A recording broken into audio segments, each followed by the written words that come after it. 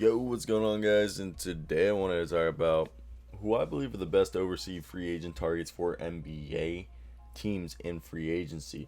So let's get right into today's video and talk about it. I want to hear down below if there's any players that you think I missed.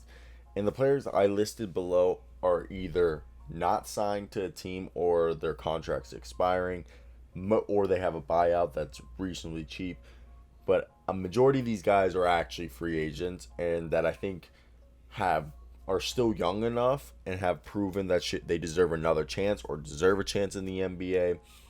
And the others are players that maybe are older and deserve to come back.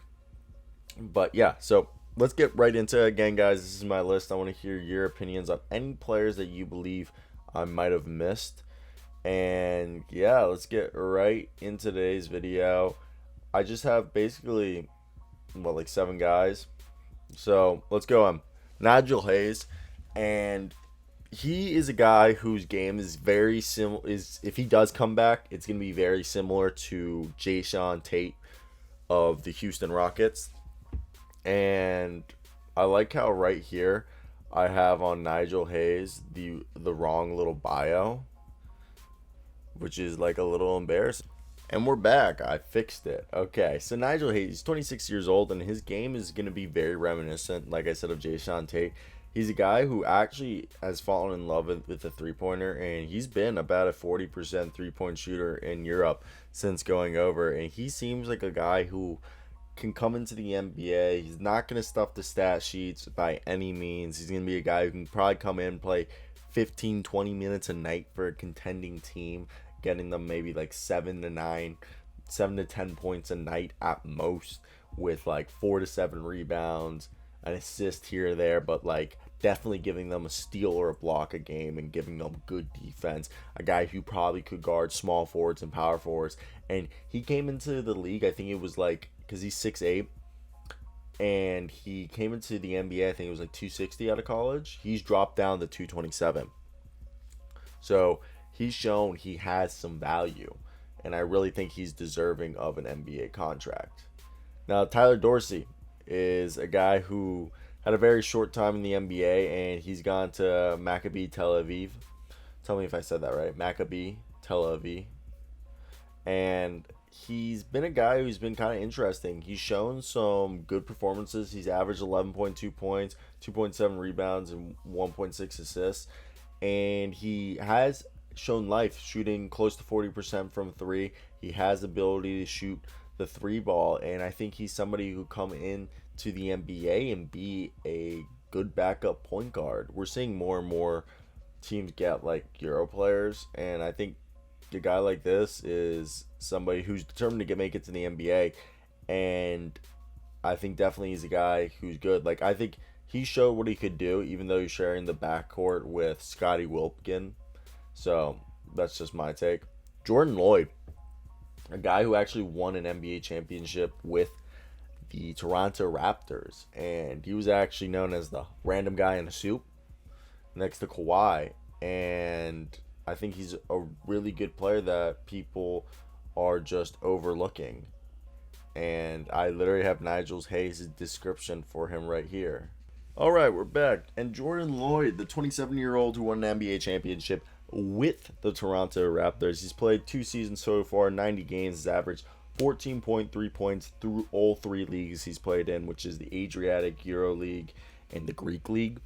And 2.5 rebounds, 2.7 assists. And his best game in the Euro League, because that's the toughest competition he plays in, he had 29 points, 2 rebounds, 2 assists with 5 steals, and had 29 points against LDLC Asville. And he's a guy who has got a little bit of size, and I really think he can come into the NBA and stick to a roster as a high-energy defensive guy. Yes, he doesn't have the three-point shot down just yet, but he has the length to defend multiple positions, I think 1 through 3. And I just think he's a guy who's going to play with a chip on his shoulder. He's played on a championship team. He knows what to do. But the fact that Nick Nurse couldn't fix his three-point shot might make me think that it's broken. Now, the next guy, Kevin Pangos, the Canadian man. He's 28 years old. He's played 140 games over 4 seasons in multiple leagues. This past year, in 39 games, He averaged 13.5 points, 2 rebounds, 6.7 assists, and his best game was a double-double with 33 points and 11 assists against, I'm going to say this terrible, Panathinaikos. Panathinaikos. My roommate's actually Greek. Like, his dad played Greek basketball for, I can't even remember, but his dad played in the 80s and 90s. So, you're right. This guy who had an underwhelming season, made up for it when he went over to Russia, and he hit shot after shot. And they really made it to the EuroLeague playoffs for the first time. And they even managed to force Game 5 against Barcelona against another guy, Corey Higgins, who's on this list. And I think he'd come into the NBA and be a three-point shooter and a secondary ball handler, sort of along the lines of Joe Ingles. And I think the Utah Jazz are a team that should look into Kevin Pangos as a replacement for him. Now, Shane Larkin, we all remember Shane Larkin. Is his size going to still be a problem in the NBA? I don't think so. I think he can come in and be a high-quality backup, sort of along the lines of what we saw Mike James do. Okay? In 4 seasons, 173 games.